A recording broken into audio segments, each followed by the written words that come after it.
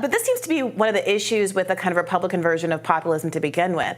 While there is populist rhetoric, there is very little in terms of commitments of saying, I'm not going to take corporate money, I'm going to disavow corporate PAC money. I think that Citizens United and laws that enable endless corporate money to get involved in politics are bad. You don't hear those kinds of critiques. So I do wonder if someone in a field where the populism is so much based in rhetoric as opposed to actually foregoing those kind of corporate dollars, if pointing out that, hey, I'm the one that's the more successful one here, you also did take that money and now you're just mad that you're not getting it anymore. You've made absolutely no commitments before they left you to actually disavow that money, is a more compelling pitch than it would be in perhaps a left Democratic context.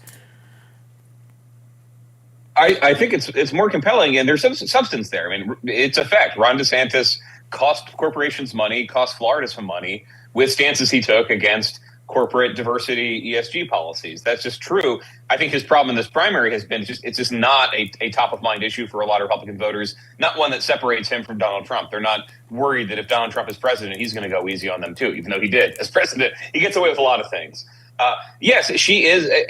I think this was, as much as Haley's still in a strong position, she was critiqued and all the vulnerabilities she has in that space here, which is she is generally more supportive of laissez-faire capitalism, bringing business to the state with tax incentives, boasting about bringing Boeing to the state.